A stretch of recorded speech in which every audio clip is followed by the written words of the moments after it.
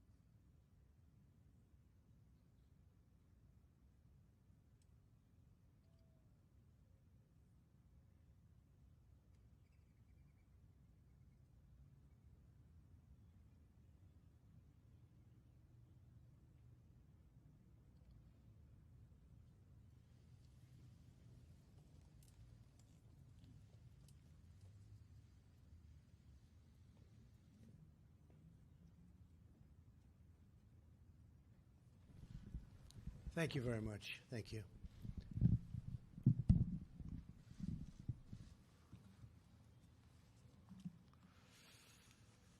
Appreciate everybody being here. Beautiful day in the Rose Garden. Tremendous distance between chairs. Social distancing. You practiced it very well. We appreciate it. That's great. I want to start today by highlighting several critical developments on both the testing and treatment that will help us win our war against the coronavirus. On Friday, the FDA authorized a new test developed by Abbott Labs that delivers lightning-fast results in as little as 5 minutes. That's a whole new ballgame. I want to thank Abbott Labs for the incredible work they've done. They've been working around the clock. Normally, this approval process from the FDA would take 10 months and even longer, but we did it in 4 weeks. Abbott has stated that they will begin delivering 50,000 tests each day starting this week. And as you know, even before this development, we've been doing more tests than any other country anywhere in the world. It's one of the reasons that we have more cases than other countries, because we've been testing. It's also one of the reasons that we're just about the lowest in terms of mortality rate, because we've been doing more testing, so we have bigger numbers to look at.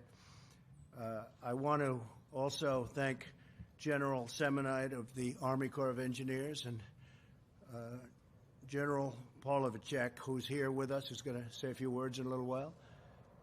What the Army Corps of Engineers did, along with FEMA in New York, was incredible. They built 2,900 beds worth of hospital, an incredible hospital in the Javits Center, which I know well. And I just want to say that was unreal. They did it in less than 4 days. People have never seen anything like that. And it's an incredible, complex, top-of-the-line hospital. They did it so quickly. Everyone's trying to figure out how they did it, including me. And I was a good builder. But they did it very quickly, Mike. So we're very happy. So I want to thank Army Corps of Engineers, FEMA, the incredible job they have done. Now they're moving to other locations throughout the country where they already have people building hospitals. We're doing them in Louisiana and New Jersey, many other places. But these are incredible men and women, and they worked around the clock, and the people of New York are very happy. Governor Cuomo expressed his thanks, which we appreciate. But these are, nobody could have done a job like that. Most people have never seen anything like it. The deployment of rapid testing will vastly accelerate our ability to monitor, track, contain, and ultimately defeat the virus. We will defeat the virus. It will also allow us to test doctors, nurses, and other healthcare workers immediately and enable us to act quickly and aggressively to shut down the spread of the virus, so important in critical facilities like hospitals and nursing homes. And we will ensure that we can give cities and states the best information to guide local decision makers in making. I want to point out that the hydroxychloroquine is being administered to 1,100 people in New York, along with the Z-Pak, which is azithromycin. And it's very early yet. It started 2 days ago. But we will see what happens. I want to thank Stephen Hahn, who's a great doctor, left one of the best jobs in our country running an incredible hospital in Texas.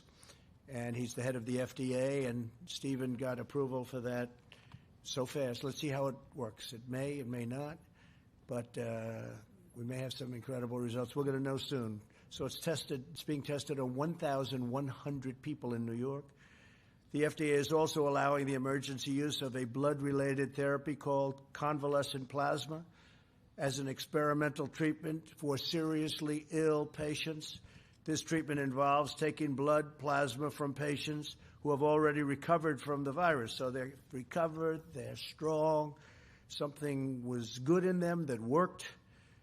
And so we take the plasma from those people that have recovered so well, meaning their plasma is rich in antibodies against the virus, and transfusing it into sick patients very, very, very powerfully. So sick patients will be transfused with the blood taken to boost their immune system. We'll see what happens. And we're having some early results that are good, but we will see. And that's going, I think, very rapidly. Again, we got approvals in really very quick time. We're also looking at an approval for the sterilization of masks. I kept saying to myself, I'd see some of the masks are very complex. We're delivering millions, by the way, millions. But I kept saying, why aren't they able to use that mask a second, third, fourth time? And Mike DeWine, the great governor of Ohio, called me. They have a company that is in the final process of getting approval for the sterilization of masks. And in some cases, depending on the mask, some of these masks are very, very strong, very powerful, very strong material. They're able to sterilize the mask up to 20 times. So that's, I guess, like getting 20 masks. And so we worked on that. As soon as I heard from Mike today, I got involved, and the FDA is now involved, and we're trying to get a fast approval for the sterilization of masks. That would be a tremendous difference. It would be really helpful. Well, much of the research has to be done. We have a lot of research left to do. Obviously, this treatment on plasma has shown promising results in other countries. We're in communication with other countries, and very strong communications, and they're very reliant on us in just about all cases. We have the greatest people in the world. They're very, very anxious to find out how we're doing on our different things, whether it's a cure or whether it's really anything having to do with getting people better.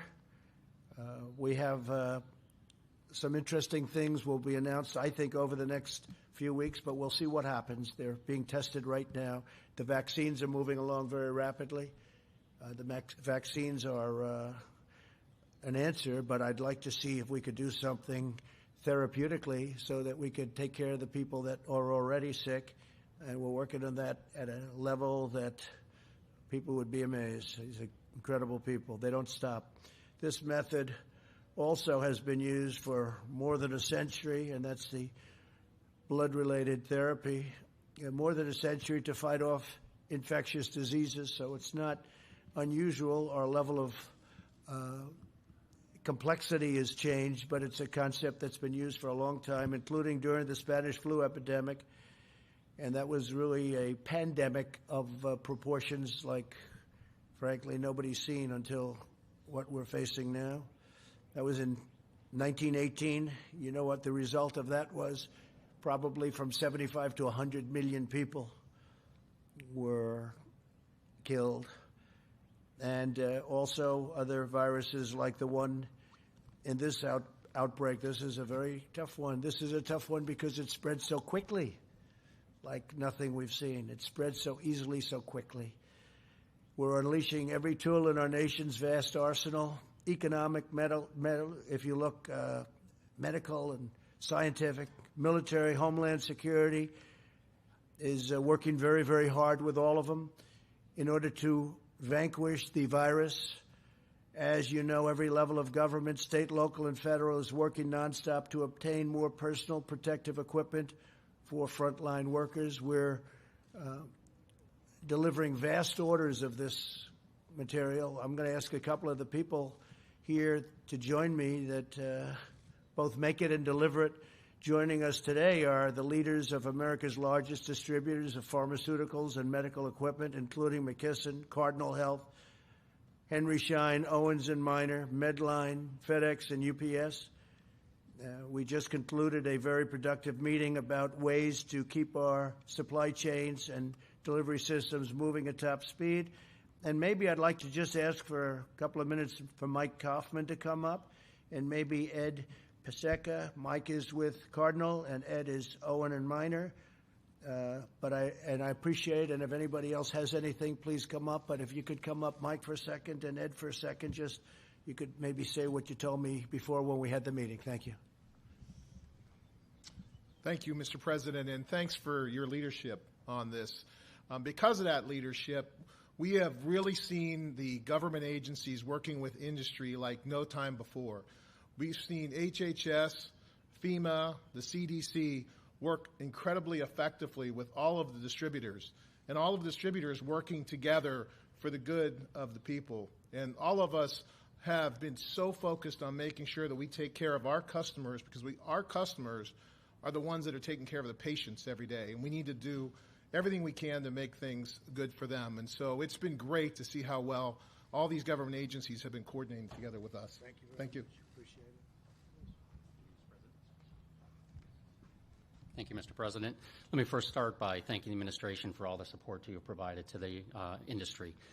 You know, one of the things we did hear the challenge, and starting in January, we've ramped up our production in the Americas, including our facility in North Carolina, where we are now manufacturing an additional 40 to 50 million masks per month to get into the U.S. healthcare system. And we talked a little bit about this in the pre-meeting. One of the issues we're struggling with is the demand increase.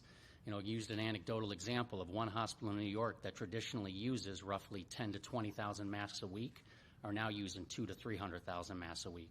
So you multiply that times the entire U.S., let alone the same demand outside of the U.S., that's part of the issue we're running into, is even with a significant ramp up in supply, you know, there's still that demand that is much greater than that supply. Thank you Very much. And I bring that up because when we discussed back in a room, we were in a conference room, very nice one actually, it's called the Cabinet Room, that statement was made that they've been delivering for years 10 to 20,000 masks. Okay, it's a New York hospital, it's packed all the time. How do you go from 10 to 20 to 300,000? 10 to 20,000 masks to 300,000, even though this is different. Something's going on, and you ought to look into it as reporters. Where are the masks going? Are they going out the back door? How do you go from 10,000 to 300,000? And we have that in a lot of different places. So somebody should probably look into that, because I just don't see from a practical standpoint how that's possible to go from that to that. And we have that happening in numerous places. Not to that extent. That was the highest number I've heard. That's the highest number you've seen, I would imagine, right? But this man makes them and delivers them to a lot of hospitals. He knows the system better than anybody, and I think you were more surprised than I was when you saw that number, so thank you very much. I hope I didn't get any of your clients in trouble, but it could be that they are in trouble. So they have to look at that in New York. FEMA is working with these companies to launch Project Airbridge to expedite the movement of critical supplies from other countries to the United States. The first flight arrived at JFK Airport, New York this morning, filled with 80 tons of personal protective equipment, including 130,000 N95 respirators. Those are the ones that we were talking about before. 1.8 million face masks and gowns, 10.3 million gloves, and many other things. Millions and millions of different items. FEMA has scheduled 19 additional flights and is adding more daily. We hope to have about 50 flights. We're going to have, I think, including the one that came in today, we're up at 51 flights with these massive planes from the different companies that were so nice to be here today. Would you like to say something on behalf? Please come up. Thank you.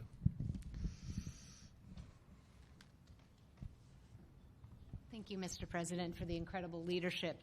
I will share with you that UPS is really proud to be part of this effort. Vice President Pence and I had the opportunity to speak before, and the way we're going to win this war is with great logistics, and UPS is going to be part of that effort. We have a big brown army, 495,000 UPSers across the country that are ready to deliver. We're bringing in the supplies from anywhere around the world as fast as we can so that they can serve the communities that need them most. We're proud to be partnering with the states as well, because we know that in partnership with those states, we can deliver what is needed everywhere. So thank you, Mr. President. Thank you very much. Great Thank job you. you're doing. Please. Thank you very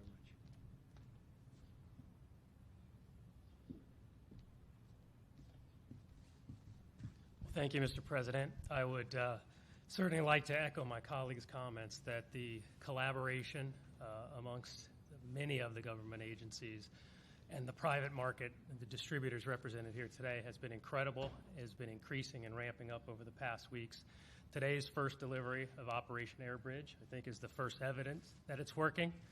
The 51 flights you referenced, we're excited about. We look to build upon that.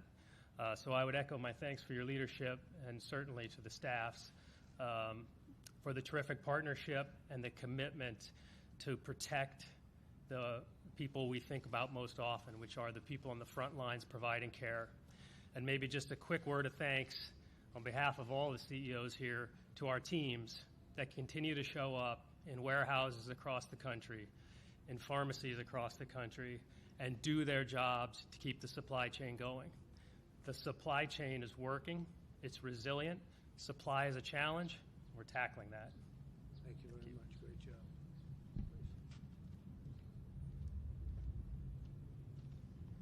Thank you. Thank you, Mr. President, and thanks to FEMA and HHS. I think great leadership and is really working well. The demand has skyrocketed, and we're doing a lot of things to bring in more masks, more other protective apparel. We are involved in reprocessing masks, and we've already started at about 100,000 masks per day, and we hope to expand from there. So we're quite optimistic about it. Yeah. Thank you. Fantastic job. Anybody else, if you want? Yes, please. You're doing such a great job. We have to let thanks. everybody if they want. Thank you. Thank you, Mr. President. We appreciate the opportunity to work with your administration on a lot of collaborative fronts. Number one, we've all talked about PE products. That's critical, and it's not just to the hospitals. That's a must, but it's really to all healthcare providers out there working on the front line. So our commitment is there to get it to the hotspots and get it to the care providers that are taking care of those patients. It's absolutely key. Second, we talked in there about buying in America and getting resources back here and manufacturing in America. That is critical, a lesson to be learned from where we are. And lastly, we're proud that we introduced a test. We need to get some more tests out there in a rapid form.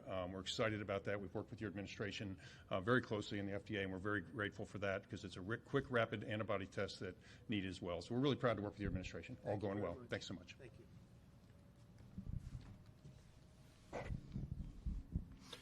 So thank you all very much and for the great job you're doing. It's really incredible, frankly.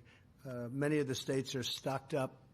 Some of them don't admit it, but they have. We have sent just so many things to them, and including ventilators. You know, there's a question as to hoarding of ventilators. Some hospitals and independent hospitals and some hospital chains, as we call them, they are holding ventilators. They don't want to let them up. We need them for certain areas where there's big problems.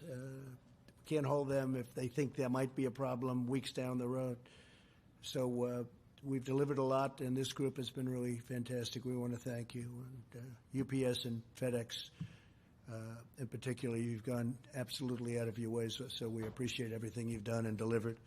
The federal government continues to mobilize every resource to make sure our frontline doctors and nurses have the equipment needed to save American lives. Yesterday, I visited Naval Station Norfolk as the USNS Comfort departed for New York 3 weeks ahead of schedule, fully loaded with 12 operating rooms, 1,000 hospital beds, and hundreds of the best doctors, nurses, and medical professionals anywhere in the United States Navy, anywhere, frankly, in the United States. It was an incredible thing to see. Most of you saw that on television as it was leaving. It left literally 3 weeks early. It was under maintenance, and they got the maintenance done very quickly. They worked round the clock, as many of the people have, and it was a great sight.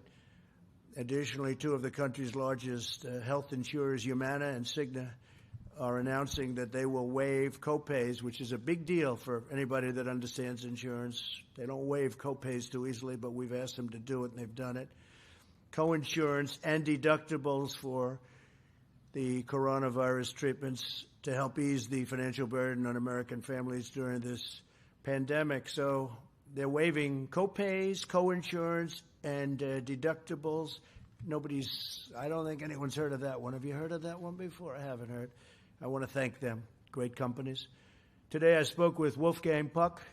Wolfgang Puck is a great restaurateur, as you know, as is Jean-Georges and Thomas Keller and Daniel Ballou and other leaders in the restaurant business, which has been probably one of the hardest hit industries. I've directed my staff to use any and all authority available to give restaurants, bars, clubs incentives to stay open. You're going to lose all these restaurants, and they're not going to make it back. They have to get going.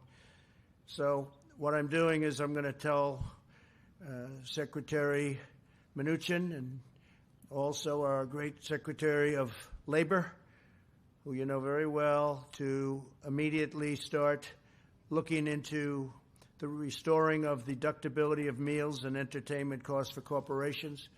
That set the restaurant business back a lot when it was done originally and then done not so long ago. And we're going to go to deductibility so that companies can send people to restaurants. I think it'll have a tremendous impact and maybe keep them open. I mean, don't forget, some are closing right now, despite the fact that they could be open in the not-too-distant future. We expect that, but there are some that aren't going to be able to get open, and we want to make sure they do. So we're going to look at the restoring the deductibility of meals and entertainment costs for corporations so that corporations can send people to restaurants and take a deduction on it like they did in the old days. That was when restaurants were doing really well.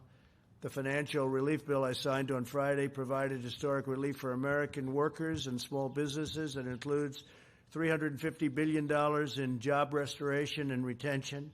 So if you look at job retention loans for small businesses, that's a big deal, with loan forgiveness available for businesses that continue paying the workers. So it's $350 billion. Job retention loans for small businesses with loan forgiveness available for businesses that continue paying workers. I mean, how about that? $300 billion in direct cash payments are being sent to every American citizen earning less than $99,000 per year, $3,400 for the typical family of four. So they'll be getting a check for $3,400 for the typical family of four. Approximately $250 billion in expanded unemployment benefits. Under this plan, the average worker who has lost his or her job will receive 100% of their salary for up to 4 full months.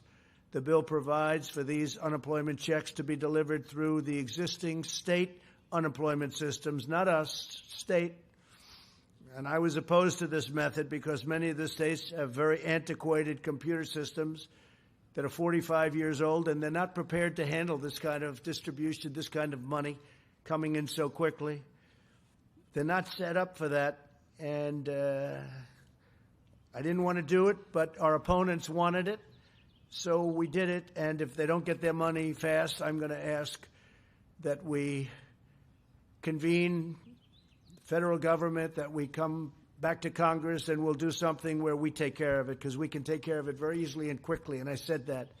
But a lot of these systems are so old and so antiquated at the state level that they're going to have the money. They're going to get the money very quickly, but they're not going to be able to distribute it. So remember what I said, and we will, if we have to, call Congress back or find some other way of delivery of the money. Throughout this great national struggle, the American people have embodied the unrivaled patriotism and willpower that has led America to conquer every challenge, every single one in our nation's history. More than 90% of Americans say they are staying home as much as possible, putting their lives, their careers, their educations, and their dreams on hold out of devotion to their fellow citizens and to their country. Social distancing, that's the way you win. These shared sacrifices are pulling our nation together like never before. Family bonds are strengthening. Neighbors are looking after neighbors. It's incredible. I'm seeing, you're seeing, everybody's seeing what's happening. Communities are rallying for the cause, and all divisions are fading away. The Americans of every background are uniting to help our nation in this hour of need. It's up to 151 countries. So when we say our nation and the world, when you think of it, 151 countries. Somebody said to me today that wasn't in this particular world, they didn't know that we had that many countries. 151 countries, that's something. And some are struggling at a level that nobody would have believed possible. If you look at Italy, if you look at France is having big problems. Spain is having incredible problems. Something we did very well is when we stopped the inflow from China at a very early level. That was Good thing to do, great thing to do. We would have had thousands and thousands of more deaths. And we also stopped the inflow from Europe at a very early level. But those things were very important, especially the initial one, because we had never done anything like it where we closed our borders to a country like that. The modeling put together by Dr. Birx and Dr. Fauci and our other top healthcare we have, and these people are amazing, the healthcare experts who in this country are the best in the world. They demonstrate that the mitigation measures we are putting in place may significantly reduce the number of new infections and ultimately the number of fatalities. I want the American people to know that your selfless, inspiring, and valiant efforts are saving countless lives. You are making the difference. The modeling estimates that the peak in death rate is likely to hit in 2 weeks. So, I'll say it again. The peak, the highest point of death rates, remember this, is likely to hit in 2 weeks. Nothing would be worse than declaring victory before the victory is won. That would be the greatest loss of all. Therefore, the next 2 weeks and during this period, it's very important that everyone strongly follow the guidelines, have to follow the guidelines that our great Vice President holds up a lot. He's holding that up a lot. He believes in it so strongly. The better you do, the faster this whole nightmare will end. Therefore, we will be extending our guidelines to April 30th to slow the spread. On Tuesday, we will be finalizing these plans and providing a summary of our findings, supporting data, and strategy to the American people. So we'll be having lots of meetings in between, but we'll be having a very important statement made on Tuesday, probably Tuesday evening, on all of the findings, all of the data, and the reasons we're doing things the way we're doing them. We can expect that by June 1st, we will be well on our way to recovery. We think by June 1st, a lot of great things will be happening. I want every citizen in our country to take heart and confidence in the fact that we have the best medical minds in the world tackling this disease. We have the best science, the best researchers, and the best talent anywhere working night and day to protect your family and loved ones and to overcome this pandemic. With the grace of God, we are rising to the occasion. We are proving that no darkness can overshadow the eternal light of American courage. We will win, and when we do, we will rebound with astonishing force and speed. We will be stronger than ever, and we will have learned so much where something like this can never hurt us to the extent it has, and the world again. In our present crisis, the strength of our people is our single most important asset, and together we will defeat this invisible curse, this invisible enemy, and rise to incredible new heights. So I just want to thank you all for being here, and we'll take some questions if you'd like. Yeah, please, Kelly.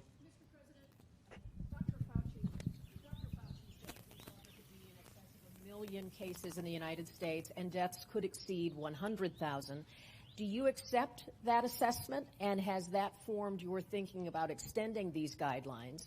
And you also talked about New York. Were you suggesting there has been inappropriate use of masks or improper conduct with supplies? No, I want the people in New York to check Governor Cuomo, Mayor de Blasio, that when a hospital that's getting 10,000 masks goes to 300,000 masks during the same period, and that's a rapid period, I would like them to check that, because I hear stories like that all the time. You know, we're delivering millions and millions of different products, and all we do is hear that, can you get some more?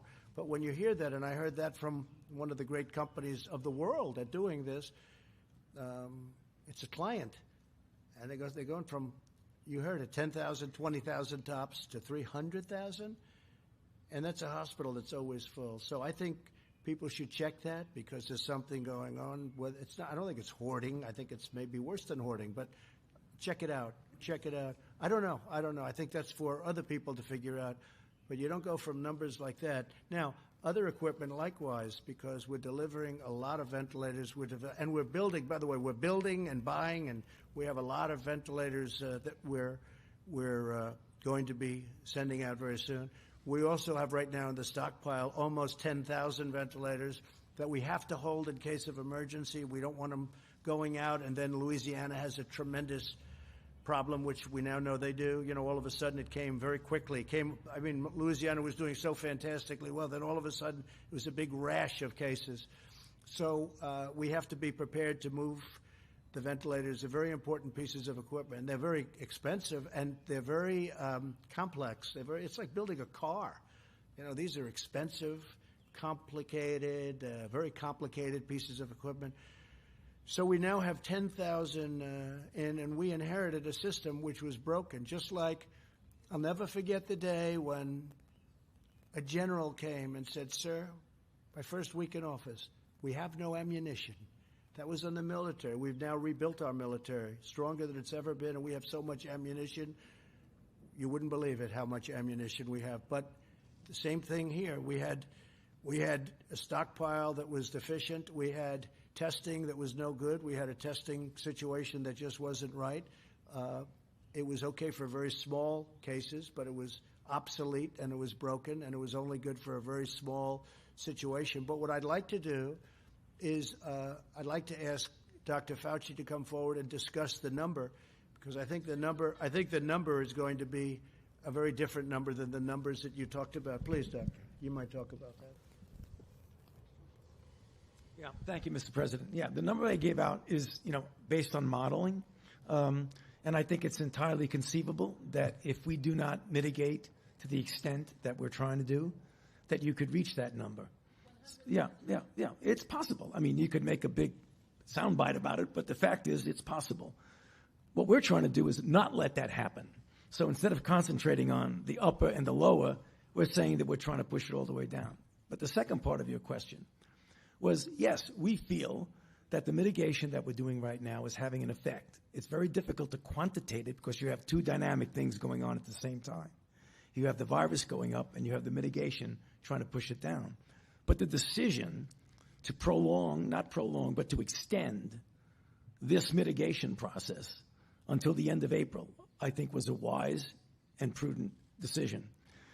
Dr. Birx and I spent a considerable amount of time going over all the data, why we felt this was a best choice of us, and the President accepted it. So in direct answer to your question, the idea that we may have these many cases played a role in our decision in trying to make sure that we don't do something prematurely and pull back when we should be pushing. Deborah, please, could you explain the 2.2 million if we did nothing? Because a lot of people would like to know that. So thank you. I mean, you all know you've all seen the models. You've seen the models from Imperial. You've seen the models from Columbia. We've reviewed 12 different models. And then we went back to the drawing board over the last week or two and worked from the ground up, utilizing actual reporting of cases. It's the way we built the HIV model, the TB model, the malaria model. And when we finished, the other group that was working in parallel, which we didn't know about, HIME, and Chris Murray, ended up at the same numbers. So if you go on his website, you can see the concern that we had with the growing number of potential fatalities. All of the flu models predicted anywhere between 1.6 and 2.2 million fatalities if we didn't mitigate. I think you all knew those numbers. Some of them predicted half of the United States would get infected and have that level of mortality.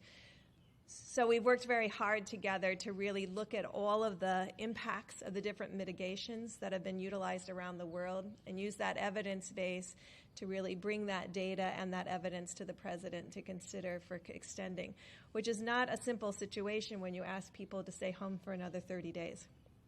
And so they have to know that we've really built this on scientific evidence and the potential to save really hundreds of thousands of American lives. And we know that's a huge sacrifice for everyone. We know it's a sacrifice for every mother and child and father who's also self-isolating. There are people that have to go out to work, and we know the compromises that they're making. But it's all to protect not only Americans, but the healthcare providers that are on the front lines, and you've seen them, and you've seen how difficult this has been. And so we're really working. There will be a comprehensive piece presented on Tuesday that really talks about not only diagnosing individuals, but also increasing our surveillance now that we have more test kits so that we can really stop and contain new infections. At the same time, we're really dedicating test kits still to the critical diagnosis so people can get the treatment that they want. And so that we can ensure as when people come to the hospital that they know that the nurses and the doctors and the equipment that they need will be there to serve them. Because together as Americans, we're going to bring down the number of infections so we don't have 2.2 million deaths or 1.6 million deaths, but really work very hard to keep this in the lowest numbers we possibly can. I just want to reiterate, because a lot of people have been asking, well, what would have happened if we did nothing? Did nothing. We just wrote it out.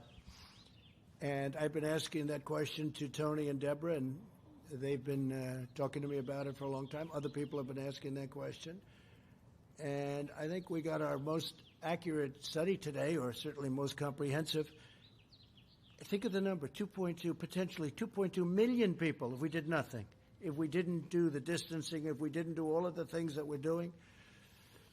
And when you hear those numbers, you start to realize that with the kind of work we went through last week with the $2.2 trillion, it no longer sounds like a lot, right? So you're talking about, when I heard the number today, first time I've heard that number, because I've been asking the same question that some people have been asking, I felt even better about what we did last week with the $2.2 trillion, because you're talking about a potential of up to 2.2 billion, and some people said it could even be higher than that. So you're talking about 2.2 million deaths, 2.2 million people from this. And so if we can hold that down, as we're saying, to 100,000, it's a horrible number. Maybe even less, but to 100,000. So we have between 100 and 200,000. We all together have done a very good job. But 2.2 up to 2.2 million deaths, and maybe even beyond that, I'm feeling very good about what we did last week. Yes, please, go ahead, please. President, given that you're announcing that you're extending these guidelines, was floating Easter a mistake, do you think? And no. Does this? Can you tell us why? And then it was just an aspiration. We actually will be hitting potentially. This was with our meeting before. On Easter, we probably, well, that could be a peak. That could be a peak period. That could be the peak, sadly to say, that could be the peak number of deaths before it starts coming down. No, that was aspirational. We had an aspiration of Easter. But when you hear these kind of numbers and you hear the potential travesty, we don't want to do anything where, we don't want to have a spike up. We don't want to do it soon, and then all of a sudden you go down, you're coming down, and then you start going up again, because we discussed that can happen. And we don't want that to happen. We've gone through too much. So that was an aspirational number. I didn't say Easter. I said it would be a great thing if we could do it by Easter. And we know much more now than we knew 2-3 weeks ago. Easter should be the peak number, and it should start coming down, and hopefully very substantially from that point. Okay, thank you. Please. OAN. Jen Pellegrino with OAN. Yes. Thank you, sir. Mr. President, your approval ratings have been the highest they've ever been, as well as the ratings on your handling of the virus. Yet there are some networks that are saying they're debating whether or not to carry these briefings live. Do you think there's a link between the two? Well, I don't know. I know that, well, that's a nice question. Thank you very much. Yeah, I don't want high approval ratings for this. I wish we could have our old life back. We had the greatest economy that we've ever had, and we didn't have death. We didn't have this. We didn't have this horrible scourge, this plague, you call it whatever you want, the virus. But we're working very hard. That's all I know. You know, I see things, I see numbers. They don't matter to me. What matters to me is that we have a victory over this thing as soon as possible.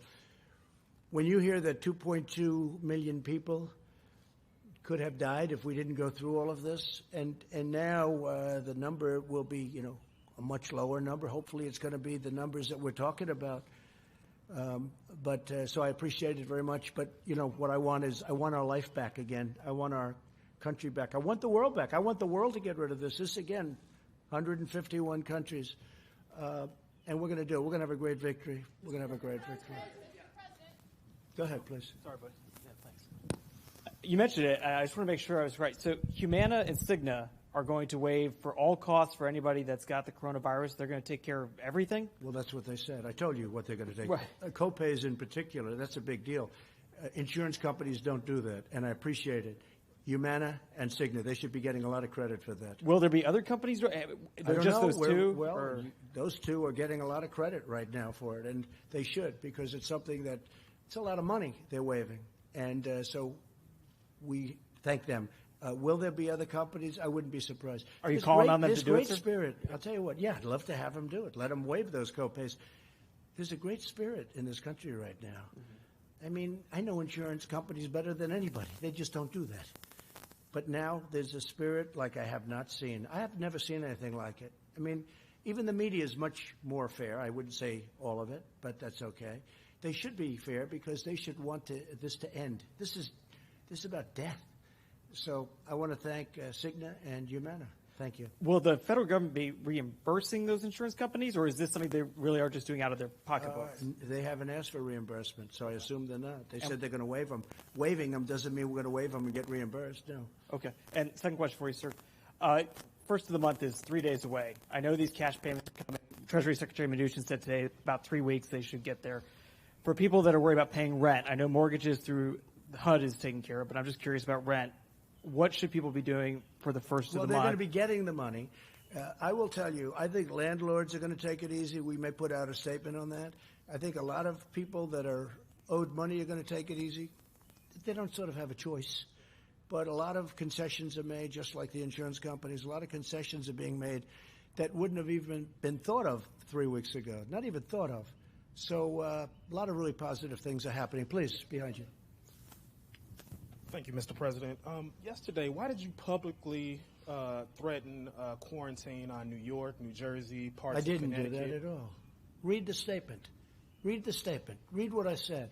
I said we're going to look into possibly quarantine. I didn't say we're going to quarantine. I looked at it as a possibility because a lot of our professionals suggested quarantine. I said we're going to look at it. We then looked at it. You see? Who are you with? Bloomberg, right? I can't imagine that. Let me just tell you, I didn't threaten it. I don't go around threatening. What happened is people, professionals, very good professionals, love the idea of doing that because that's sort of the ultimate in distancing. You can't do. They didn't want New Yorkers where they're having a problem necessarily going down to Florida where they have less of a problem. So the concept of quarantine was thrown out to me. Really would love to do it. They would love to do it. And I thought it was too much to do because the people are doing a great job with it. Also, it's very hard to enforce. Okay, but by please, speaking about it publicly, by speaking about it publicly and letting it be known that it's a consideration, do you think that you maybe frightened some Americans? No, I think we made people aware to stay in your houses and do good. Now we did an advisory. It's a strong advisory. The governors are running the advisory, the 3 governors, New York, New Jersey, Connecticut. And I think we did a great thing. But all I did yesterday, as you know, you can see it, you can read it, you can read, and you can see very simply that I said that we are looking into it. And then before the end of the evening, substantially, we decided to go with the advisory, which, frankly, I liked better from the beginning. Go ahead. Thank you, Mr. President. I have 2 questions. The first is, you said repeatedly that you think that some of the equipment that governors are requesting, they don't actually need. You said New York might not need 30,000. You said it on Sean Hannity's Fox News. You said that why don't you people act? Let me ask you. You said why don't you act in a little more positive? It's always trying to get you. My question to you is, get you. And you know what? That's why nobody trusts the media anymore. My question to you is, how is that going to impact? Excuse me, you didn't hear me. That's why you used to work for the Times and now you work for somebody else. Look, let me tell you something. Be nice. Don't Mr. be President, threatening. my question Don't be threatening. Be nice. Go My ahead. question is, how is that going to impact how you fill these orders for ventilators or for masks? Your Not gonna views that impact. you're not going to, it's not going to We're impact you at producing all. tremendous numbers of ventilators. We're doing a great job on it. Mike Pence, our vice president, has headed up the task force, which has been incredible, the job they've done. We have everybody in the White House working on it. We have everybody in the country is working on this in one way or the other. The fact is we've done a great job of delivering. You've seen the biggest people in the business. I mean, there's nobody even close to this group of people. We had a meeting at 3 o'clock. It lasted for a long time. It was a great meeting with the generals and with everybody else, and they have done a fantastic job. I'm just saying this. If they're holding, let me give you one example. We sent thousands of generators to New York. They were put into a warehouse, a New York warehouse that happened to be located, interestingly, in Edison, New Jersey. They were given to New York, and we then went to other places, also giving thousands of ventilators. The people in New York never distributed the generators. We said, why didn't you distribute them? Now, you have to understand, they have New York people working in those warehouses. They knew they had them. So we said, why didn't you distribute them? I hope they've distributed them now, but maybe they didn't need them so badly. But just so you know, we're all, you, me, everybody, we're all on the same team. You know, when journalists get up, and you're a journalist, a fine journalist, when journalists get up Sean Hannity and ask questions that are so threatening. I was quoting we're you all on the directly same from team. your interview with Sean Hannity. Take a look at my interview. What I want to do is, if there is something wrong, we have to get to the bottom of it. When I hear face masks go from 10,000 to 300,000, and they constantly need more, and the biggest man in the business is like shocked. He knows all about the virus, by the way. He's not surprised by that. He knows all about it. He shouldn't be surprised. He should say, well, that's standard, because this is really a very tough disease. This is really a very tough virus to handle. Okay, Mr. please, President, go ahead. my second Go ahead. question. That's enough. Thank you very much. Please. That's enough. That's enough. That's not fair to your other reporters. It's not fair. You had a long time, a long question. If we have time, I'll get back to you for your second question. Is that okay? All right. Thank you. I appreciate it. Thank you, Mr. President. Just to follow up on previous questions, you said that the peak will hit in 2 weeks. Well, we don't know that, but we think the peak will hit. You think it will hit in 2 weeks? That is our two doctors here. Can you just share with us your understanding of how bad it will be so the American people will be prepared for it? Well, I can. I think I'll ask doctor and doctor. Maybe you could both come up and give your opinion on that, because that's really... And I have another question on Italy, please. Thank you. I mean, we have great concerns when you look at the model. As I told you, look at the Chris Murray model, where he shows a rapid escalation, and you can see it happening with the people we're losing every day throughout America. And you can see it going up, just like cases, and we're starting to lose people at the same rate. And we have deep concerns about that. And I think we're meeting, and we've had calls with the clinicians, and that has been extraordinarily helpful. I think you're watching the alerts. I mean, we have a different population than Italy or Spain. And so because of that, our doctors and our nurses are getting information back really quickly so that they can talk to each other about how to really combat this. We're seeing things here that weren't reported in other countries. And so I really want to appreciate, I know doctors and nurses are going full out, but they're also taking the time in their 2 hours of sleep to write us about what could be happening when you see the cardiovascular disease and others. So in the model, and there's a large confidence interval. And so it's anywhere in the model between 80,000 and 160,000, maybe even potentially 200,000 people succumbing to this. That's with mitigation. In that model, they make full assumption that we continue doing exactly what we're doing, but even better, in every metro area with a level of intensity, because we're hoping that the models are not completely right, that we can do better than what the predictions are.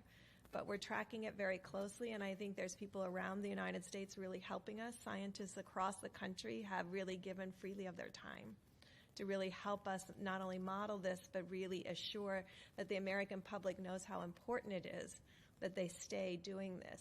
You know, you could see from the recent data, and I'll have Dr. Fauci talk about young people that are being impacted here. We didn't see that the same way in Europe. But our population is about 8 or 9 years younger. And so we have to be attentive to all aspects of this, to children, to young people, to adults. We know still the people with pre-existing conditions and the elderly are at particularly high risk, but we don't want to lose any American.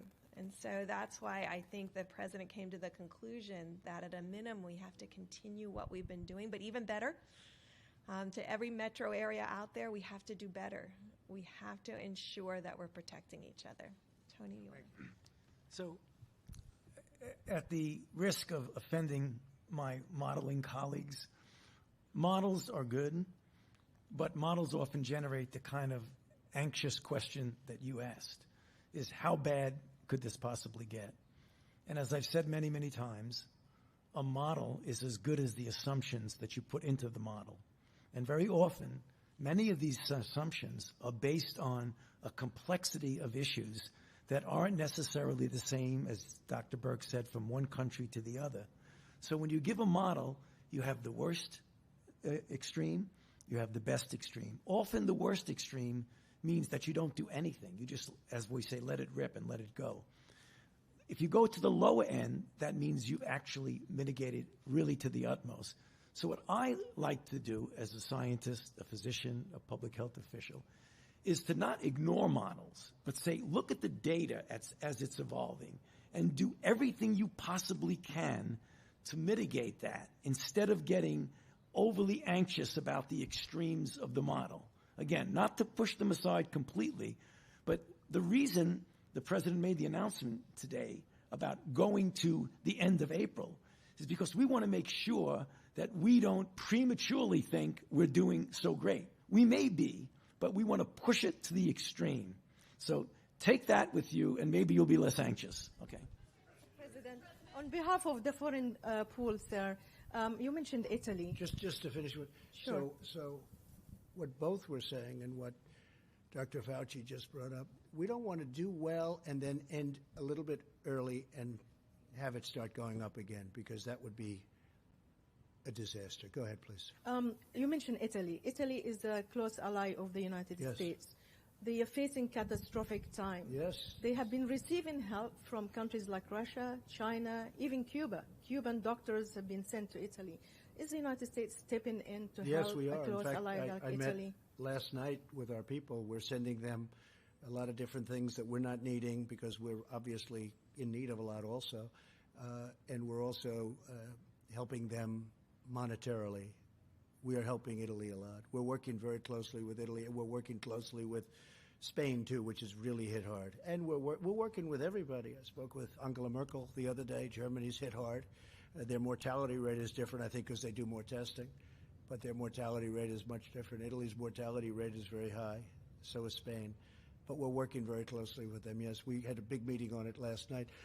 Admiral Giroux, would you please come up and just talk a little bit about the tremendous success that's been made on testing from where we started? Thank you. Thank you, Mr. President. So as of close of business yesterday, we have been able to perform in the United States over 894,000 tests, so highly significantly increased every single day. Those tests are performed at a number of places, in hospitals, in your neighborhood, in the public health laboratories, the state public health laboratories and in our territories, as well as the large reference laboratories that are members of the American Clinical Laboratory Association. They have done over 650,000 tests, including over 840,000 just yesterday. I met with all their CEOs yesterday. They're fully committed to increasing testing to meet the requests and the demands of the President and Vice President. A couple words on the point of care test. Point of care means you stop, you get the result right there that the President and the Vice President have talked about by Abbott, approved in record time by Dr. Steve Hahn and the FDA. This is a point of care test, meaning that from the time to swab to the time you get a positive result, 5 minutes like the President said, and at most 15 minutes for a negative result. So just think of it as a 15-minute test. This is not an esoteric test. There are 18,000 of these little toaster-sized machines all over the country in doctors' offices and hospitals right now, and Abbott will be providing 50,000 or more tests per day starting on April 2nd, with the first shipments out already. This complements other point-of-care testing like the Cepheid test that we announced about a week ago. We also have moderate platforms, so it's not just about the number, it's the type. We have point-of-care.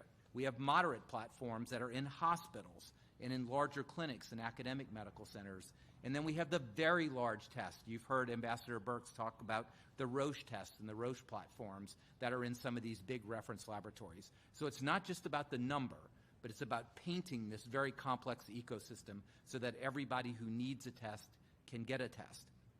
On priorities, remember, we are still prioritizing those in most need, those who are in hospitals or in ICUs, because that test makes a difference to how they're being treated. Symptomatic first responders, healthcare workers, and as Administrator Verma will always say, those in long-term care facilities who are at high risk. One last point. I've learned more about nasal swabs than I ever thought I would want to learn in my entire life, but it was a very big thing that the FDA approved last week, and it will now be implemented this week. Instead of having a provider stick this all the way in the back of your nose, that's uncomfortable, but it also requires PPE changes every time it's done. The FDA approved, with lots of data supporting it, self-swab of your nose. So literally put a swab, certain kind of swab, foam swab in your nose, put it in a plastic bag, give it in and drop it. This not only increases the speed, but it eliminates all those changes of PPE. So we will be implementing that this week, which will increase speed, but also save our precious resources as we build them up in the stockpile and out to hospitals. Thank you, sir. Thank you, Admiral, very much. Yeah, please, go ahead. Mr. President, you mentioned that the peak could come in 2 weeks. Can you ensure that everyone that needs a ventilator, every single patient that needs one will get one? Will it get there in time? And my second question is, after invoking the Defense Production Act yesterday with GM, you said that there were a couple of problem children that may require using your authority again. What are those companies and what aren't they meeting? Well, I don't have to tell you because those companies have come into line. They're doing a great job. They're working very hard, 24 hours round the clock. So I don't want to give their names now because they've been great. They've come into line. And by the way, General Motors is doing a fantastic job. I don't think we have to worry about General Motors now. They've really done a job. And what the Admiral said also, I think we can add this, Admiral, the reason we show more cases than anybody else in the world is we're doing more testing than anybody else in the world. So we have more cases because we're doing far more testing than anybody in the world. And remember, we started with a system that was broken. For many years it was broken. And I'm not blaming the last administration. I'm saying other administrations. And our pipeline had very little in it. Just like we had no ammunition, we had very little medical. We had very little in our pipeline. Now we have ammunition, more than hopefully we'll ever need. And we also have a pipeline that's packed. And now we have those 10,000 ventilators that we can use because you need some quickly. I mean, this goes quickly from place to place.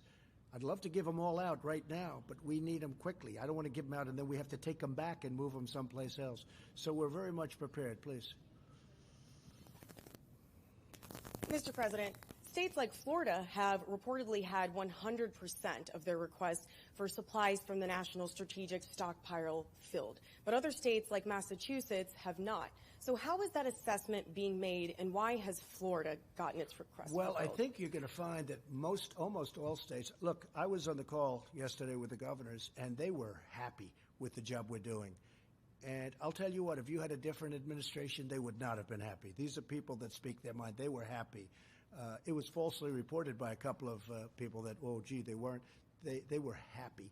They were thrilled. Florida has been taken care of, and Michigan has been taken care of. Very important state. To me, it's very important because I'm so proud of what we've done bringing car companies back into Michigan. And we're now dealing with the governor, and I think, Mike, I can say that a lot of good things are happening in Michigan. Massachusetts, we're dealing with the governor very strongly, and we're trying to get things to Massachusetts as rapidly as possible. But why has Florida received 100% of its requests compared to some other states? Is there a reason? Florida, look, they're very aggressive in trying to get things, and they're doing a very good job. But I think I can say all of the governors are very committed. We're very committed. We're working together. and we're getting things out at a level that nobody's ever seen before.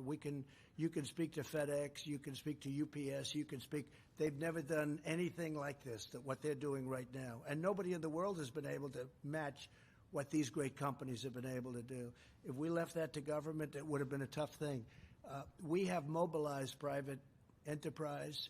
We have mobilized the greatest companies in the world. And what's happening is incredible. And that includes Abbott, where Abbott comes out and all of a sudden, out of nowhere, comes up with this incredible test that simplifies everything and makes it so easy.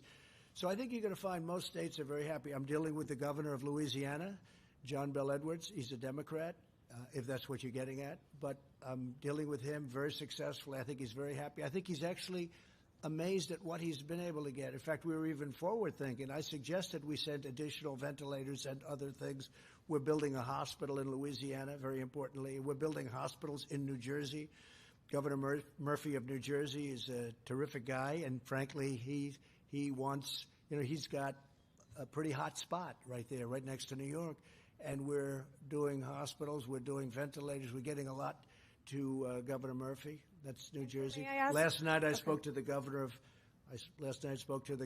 Connecticut. We had a great talk with him. We are really doing a job. Look, Gavin Newsom, the governor of California, he's been terrific. We sent him a boat way ahead of schedule, the ship way ahead of schedule, hospital ship, the Mercy, with 1,000 beds, operating rooms, and it's been in L.A. for 3 days already. So I think they're really happy. And when you think about it, in New York, we built 2,900 hospital rooms, beds.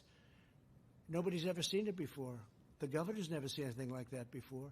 This was done by federal government, not by state government. This was done by the federal government. They're opening it tomorrow. I wanted to be there so badly, but Secret Service and all of the people involved won't let me. They won't let me. I would love to be there, but they won't let me for obvious reasons. But I would have loved to have been at the opening tomorrow of the hospital in New York, Javits Center. But we're very proud of the job we've done. We've mobilized and getting better and better every day. And the task force headed by your vice president, the job they've done, and they don't even sleep. Okay, any other questions? Sir, may I just follow up on your letter to the governors that you sent, since we were on the topic of governors? You sent a letter to governors at the end of the week saying that you guys were going to be developing criteria to be able to classify counties based on whether they were hotspots or whatnot. And I wanted to know if you have enough tests currently to be able to accurately rank those counties. Yeah, we're ranking counties and we're ranking states. And a lot of people put out false information because they don't know what they're talking about. And we took over a dead, barren system. We took over a system that was obsolete. It was good for a tiny little sample of people. And even that didn't work because when CDC first looked at their test, the biggest problem they had is the test didn't work. That wasn't from us. That's been there a long time. Now we have the best tests in the world, and nobody has. Now they're all calling, can we get the quick test? We call it the quick test, where, by the way, probably more accurate, and it takes a few minutes. I mean, it's pretty amazing what we've done. No, we're getting along great with the governors. Yeah, go ahead, please. No, go ahead, please. Okay. Thank you so much, Mr. President. I wanted to ask you more specifically about the strategy that you plan to unveil on Tuesday. What factors are you taking into consideration? What can the American people expect? And is it possible that these April 30th guidelines could be extended? Well, we hope not, but we think it's going to, we have aspirational thoughts. We would have loved to have been a little bit sooner, but we have to do it right. We could have done it. We could have done it on Easter, but there was a good chance that if it's coming down or if it's still going up, maybe it's going to be coming down by that, but we just felt it was too soon. We can't take a chance. Again, because of what we've done and because of the fact that we've stopped the flow from China so early, because the question is from a lot of my friends, why don't we just wing it? Why didn't we just wing it? And I kept asking, and we did models now. Finally, we got these models in. And you hear about the 2.2 million people would have died. I don't mean we would have had 2.2 million cases. These are 2.2 million people would have died. 2.2 million people. Look, we're going to have a meeting or speech or press conference or something on Tuesday. I thought what I do, I was going to announce the end of April on Tuesday, but I said, let's do it now, because somewhere along the line it's going to leak. We might as well just do it now and get rid of all the leaks. This way it didn't, nice and clean. But we have to really do a great job for another couple of weeks, and I think we're going to be in great shape. And we're going to be in a position, even with what we're trying to do with restaurants, with deductibility, we have to get these restaurants back in. We have to get our businesses open. We have to get the planes flying. We have to get everything going. We have to get even the cruise ships. I mean, we have to get those cruise ships moving along. We had the greatest economy in the history of the world 3 weeks ago, and now we've said, please don't work anymore. We're actually paying people not to work. Nobody's ever heard that. That's not for us. People want to work. But at the same time, and I'm so glad that Dr. Fauci and Dr. Birx gave us a number. And the number on the outside, and maybe it's not even on the outside, we don't know, is 2.2 million people would have died if we didn't do what we're doing. And now we're looking at numbers that are going to be much, much, much lower than that. And it makes everything we're doing feel much better to me. Please, go ahead. Thank you, sir. I do have a question for you, but I'd like to let my colleague Gimish finish her second question, if that's Finish okay. it. Go ahead. Thanks, Jeremy. I was going to call on you next. You know that. Thank you, Mr. President. You've also said that at one point that you thought more people might die from the economic tragedies and the economic problems in America due to the coronavirus outbreak. What health officials are telling you that? And Dr. Fauci, could you speak to that, the idea that there might be mental health and suicide related to this? Would that outpace at some point the virus's impact on this society? Well, Thank I could you. ask Dr. Fauci to come up, but it's common sense.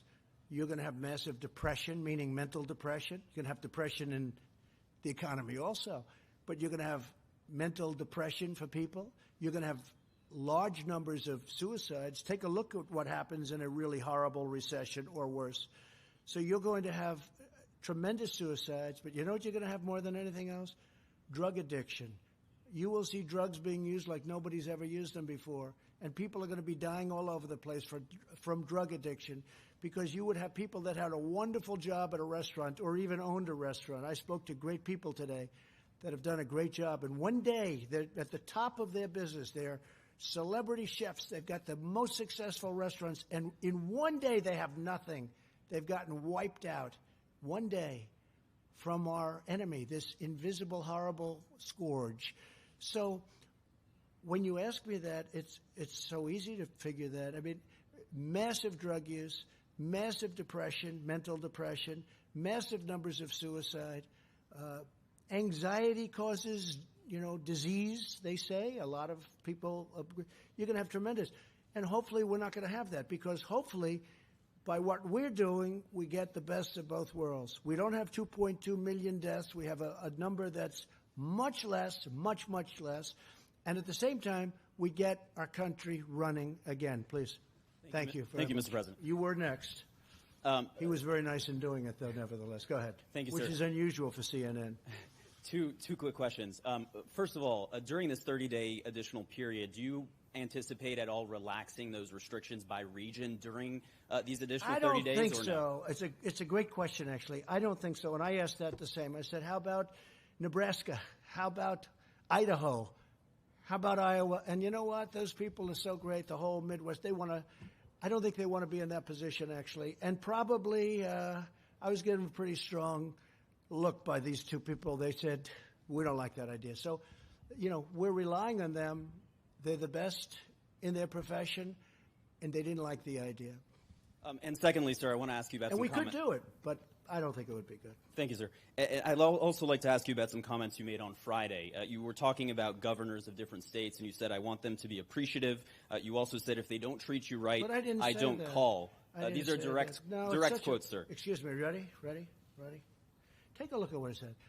I want them to be appreciative of me, okay? And then you cut it off because it's fake news. You and CNN. of your administration, Listen, absolutely. Please, let me just finish. You just said it again, and the answer's a lie. I could read you your full comments, sir, Let me if that just say, would be easier. Your statement and your response and your answer is a lie, because here's the story. You ready? I said, I want you to be appreciative of me, and then you go on, and then I go on, and you cut it off.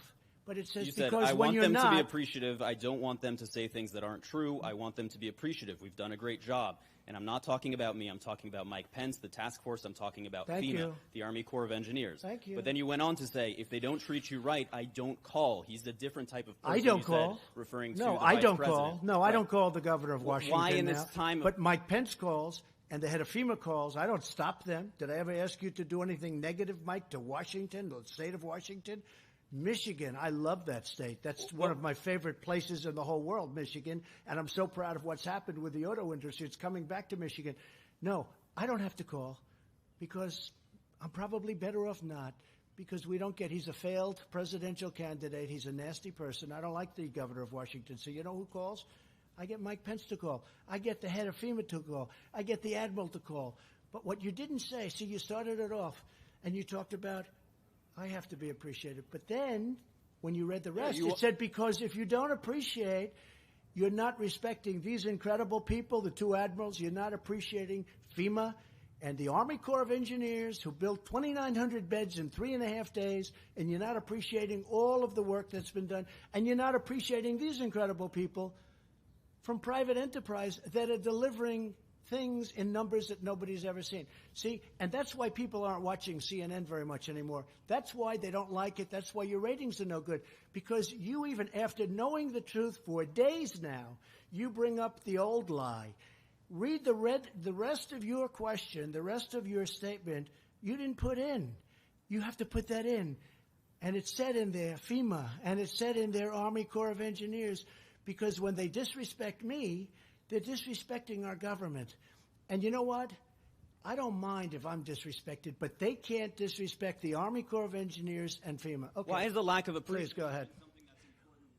I want them to appreciate the incredible job we're doing. We are doing a job the likes of which has never been done before. And there are a couple of people that know that. But for political reasons, let's say they're Democrats. They don't want to give this administration credit, and that's okay. But I don't have to deal with them. But our vice president does deal with them. Please, go ahead. Thank you, Mr. But that's President. why CNN is not trusted anymore. They are not trusted. They are fake news. Remember that. Go ahead. Yes, you are. Go ahead. Thank you, Mr. President. I wanted to ask you about the extension of the CDC guidelines you've announced today through the end of next month. And, of course, you know that there have been shelter-in-place orders that have been imposed by governors and mayors all throughout the country. And when you take that all into account, it sounds like and it seems like you've acknowledged that America essentially will be shut down for the next few weeks, maybe even the next 2 months. You mentioned June 1st as a date in which you'd like America No, we think it's going to really start to open up. We think that that's going to be the bottom of the hill. That's where we're looking at June 1st, maybe even a little bit sooner than that. So we have this hill. If we did nothing, the hill would have been up here. We did a lot. We did just about maximum. And we got lucky because we stopped China from coming in, and then later on we stopped Europe from. We got lucky. We got very lucky. The people that were coming in here, they went to Italy, they went to Spain, they went to other countries. We got lucky, and they got unlucky, to be honest with you. You look at what's going on in Italy and Spain in particular. So, no, I don't want that. June 1st, we think we can reach the bottom of that hill on June 1st, and that would be a great thing. And I have confidence in the two doctors. I think that that could be a date. It could even be sooner. It could be a little bit later. It could be sooner. But I think people would be very happy if we did a job and saved potentially millions of lives. I think people would be very happy with that date. My question, sir, Okay, actually has yes, please, go ahead, Mr. please. President, my question actually has to do with the $2.2 trillion relief bill that you signed into law.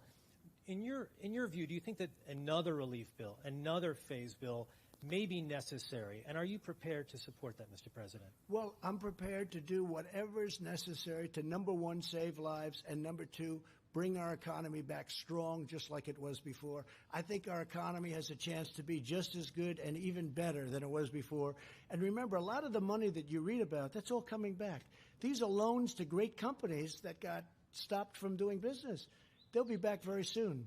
So much of the money that we're talking about, that money's coming back. And we'll take warrants, meaning we'll take pieces of the company for the taxpayers of our nation.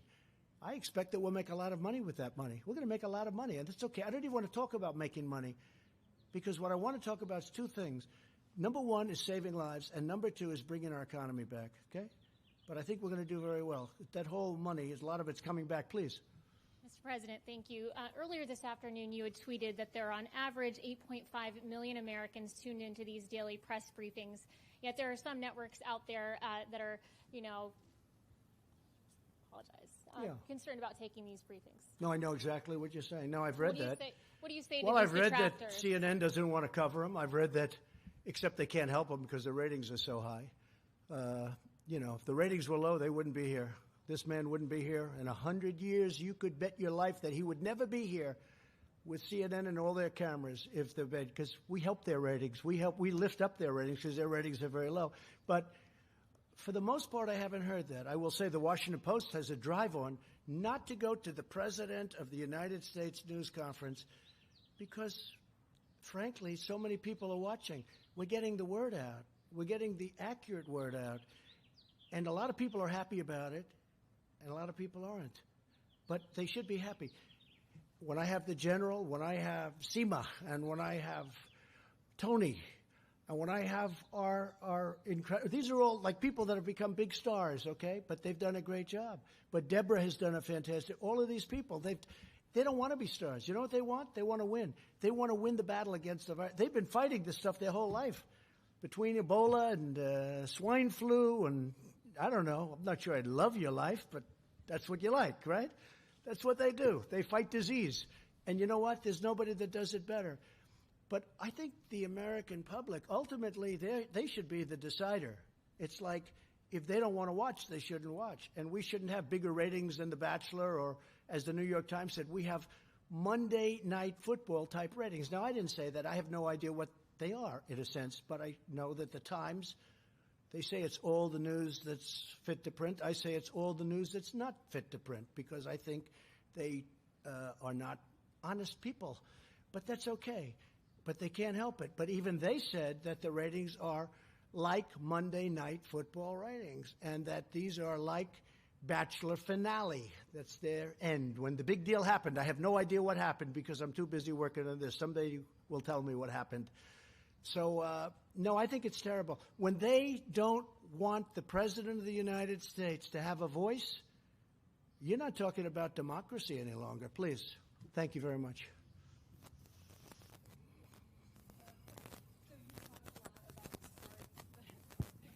Thanks, Mr. President. You've talked a lot about concerns about leading the economy for so long.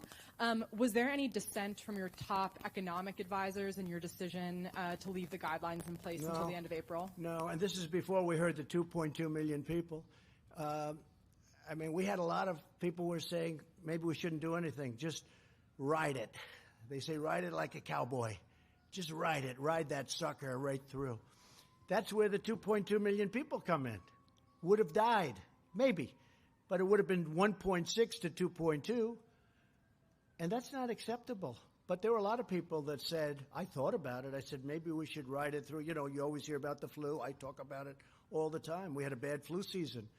We're in the midst of a bad flu season. You know, we had a bad season last year, as an example, a bad flu season. And you'll have 35, 36, 37,000 people die, sometimes more, sometimes less. But this is different, and part of this is the unknown. And part of it also is the viciousness of it. I had a friend who went to a hospital the other day. He's a little older, and he's heavy. But he's a tough person. And he went to the hospital, and a day later, he's in a coma. I go, how's he doing? Sir, he's in a coma. He's unconscious. He's not doing well. The speed and the viciousness, especially if it gets the right person, it's horrible. It's really horrible. Please, go ahead. Mr. President, this may be good for some of the advisors as well. We've heard some rumors that Louisiana is really going to get hit hard next because there's a possibility with Mardi Gras. Have you guys seen any data to back that up of what happened a few weeks ago and whether or not that's contributing to the spike in Louisiana? I don't think it's a rumor. I think it's a fact. And Louisiana's been hit hard. And Louisiana is an example. It started off with like nobody for so long. When I spoke to the governor. But Deborah or Tony, either of you, if you'd like to talk.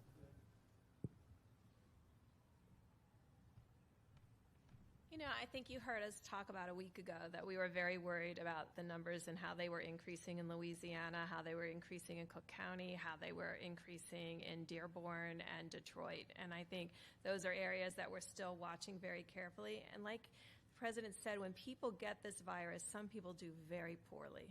And when certain metro areas get exposed to the virus, we see this really very rapid expansion of the virus. We think it may have been circulating there for, a couple of weeks. I don't like to look backwards. I only like to look forwards, and really we are putting all of our effort into ensuring that the people of New Orleans, the people of the Detroit region, frankly, the people of New York. I mean, some of the fastest growing counties are not New York itself, New York City. When you look at it per 100,000, it's Rockland. It's Bergen. So, I mean, all of these places are people that have transited through cities, and that's why we really did want the travel advisory, just to really warn people to watch out for their own health, to really take their temperatures. And so it can go from 50, 100, 500 cases, and the next thing you know, it's 2,000, it's 4,000, it's 10,000. And because it then gets across all communities, people get very sick. You made the comment about New Orleans. This could happen anywhere, and that's really one of the issues that we're concerned about and why we were so reluctant to pull back at a time when we need to put our foot on the gas as opposed to on the brake. And as what Dr. Berg said, this is exactly what you see. There are a number of communities, cities, states, what have you out there in which they're trickling along like that. Don't get complacent about that, because that's exactly the way the virus works. It goes like this, then like this, and then it goes up like that. That's exactly what happened in New Orleans. That's what happened in a terrible way with New York. That's what we're trying to avoid in multiple locations throughout the country. So we shouldn't take any solace when we see low levels in different states, different cities, different areas, because they're very vulnerable to an explosion. Mr. President, last question for me, sir. Just real quick. I asked the Vice President a week ago, and I think we talked about it last week as well. You took the test that first time. I remember that, and I think you took it last week, Mr. Vice President. Have you had a chance to take it again? Does it get easier the second time around? Do you feel? How are you feeling? I think I'm waiting for that little 45-minute test. I sort of like that, or now it's down to 5 minutes, I understand. But no, I haven't. But I think I will take it again if it's appropriate. I don't feel there's any symptoms. I don't notice. Have you noticed any sniffles? Nothing, right? So far I haven't felt that way. But there was a big, strong point made originally. I think it still holds. Take the test if you need it. If you have the symptoms. If you don't take it. That's put out by the professionals. So I don't have it. But I would take it. I just wanted to say one thing also about what Tony had mentioned. So I grew up in Queens, New York, and right next to a place called Elmhurst, Queens. And they have a hospital that's a very good hospital, Elmhurst Hospital, right? I've known it. I've known where it is. I can tell you the color on the outside, the size of the windows. I mean, I know it very well, right? I was near my community where I lived. And I've been watching that for the last week on television. Body bags all over in hallways. I've been watching them bring in trailer trucks, freezer trucks. They're freezer trucks because they can't handle the bodies. There's so many of them. This is essentially in my community, in Queens, New York. I've seen things that I've never seen before. I mean, I've seen them, but I've seen them on television in faraway lands. I've never seen them in our country. Elmhurst Hospital, unbelievable people. I mean, when I see the trucks pull up to take out bodies, and these are trucks that are as long as the Rose Garden, and they're pulling up to take out bodies, and you look inside and you see the black body bags. You say, what's in there? It's Elmhurst Hospital. Must be supplies. It's not supplies, it's people. I've never seen anything like it. So these people are doing a fantastic job. And somebody else who's doing a fantastic job is sitting here, who is the head of the task force. And I just maybe want to finish off because I'd like to ask Mike, what do you think about what we've done and where do you think we're going? And how do you feel also, and you've studied this so closely, how do you feel about the curve and the June 1st date, and that's aspirational, but I think that's really modified aspirational because I think we're going to hit it, and maybe we'll even beat it. Okay, Mike, please. Thank you, Mr. President, and let me just join you in thanking the American people for the efforts that the people of this nation have made over the past 15 days, and that we know they will continue to make over the next 30. You heard the President speak today about the modeling, and on Tuesday he will share with the nation the full range of counsel of the team that he assembled now months ago at the White House Coronavirus Task Force. We'll lay out to the country what could have been, but what we're continuing to work to make a reality. But in the meantime, I think every American should have a grateful heart. First and foremost, to all the incredible healthcare workers that are on the front lines at places like Elmhurst and elsewhere every single day. As Dr. Burke said, getting just a few hours of sleep and going right back into work. I mean, they are the hands and feet of American compassion. And I want to say, on behalf of your president and on behalf of a grateful nation, that we're with you. We're going to continue to work tirelessly with these outstanding leaders at FEMA to make sure that you have the protective equipment to be able to do your job safely and go home to your family. We're going to continue to work with these incredible distributors. Literally, the aircraft that landed at JFK this morning is the first of 51 aircraft that are going to be coming in from around the world, and it's all headed to support our healthcare workers and people that are on the front lines. But also, Mr. President, I want to say thank you to American businesses whose generosity is shining forth every day. The two insurance companies that you mentioned have waived co-pays and are providing full coronavirus coverage to Americans for the full treatment that people that are enduring this virus are experiencing. But American businesses like those so well represented here are stepping up every day with what the President likes to call a spirit, the likes of which we haven't seen for quite a while in this country. And it's truly inspiring. I also want to join your words about this team that you've assembled, not only the healthcare team, the extraordinary team at FEMA and HHS, but all of our partners at the state and local level and the work that they're doing. Mr. President, when you tapped me to do this 5 weeks ago, you said, I want a full partnership with our states. I want to make sure the federal government is there working with our governors and all the local health officials, and to all of you who are managing your states, to all of you that are implementing those healthcare policies on the local level, you have our admiration and our commitment to continue to be with you. And I think what the President laid out today, while it is, I'm sure, for many Americans that were hoping we would be with this sooner, there may be a modest sense of frustration and disappointment. But what I hear, speaking to these healthcare experts, is that there is light at the end of the tunnel. And that as the American people continue to put into practice the President's coronavirus guidelines for America, as each one of us continues to do our part, social distancing, avoiding groups of more than 10, using a drive-through at local restaurants, avoiding unnecessary travel, as every American continues to listen to your state and local leaders, to heed that domestic travel advisory that the CDC issued on Saturday night. We're going to hasten the day that we get to the other side of this, as the President said, and that we truly do believe that while there are challenges in the weeks ahead, there is hope that as every American continues to put these guidelines into practice, as every single one of us continues to do our part, that we'll get through this. I mean, when the American people know how tall the hill is, Mr. President, we've never failed to get over it, and then some.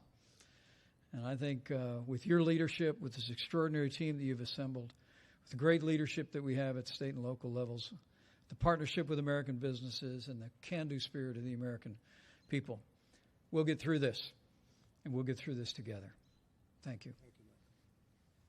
Thank you very much, Mike. So I just want to end by saying that we're all in this together, all of us. I have never seen anything like it. The unity, the esprit de corps, the spirit, I've never seen anything like it. It's a beautiful thing to watch. Unfortunately, the enemy is death. It's death. A lot of people are dying. So it's very unpleasant. It's a very unpleasant thing to go through. But the level of competence, the level of caring, the level of love, I just think it's brilliant. And it's possibly happening in other countries. Possibly, I don't know. I can't speak to other countries, but I can speak to the United States of America. And I've said it before, and I'll say it again. I am very proud to be your president. Thank you very much. Thank you, everybody. Thank you.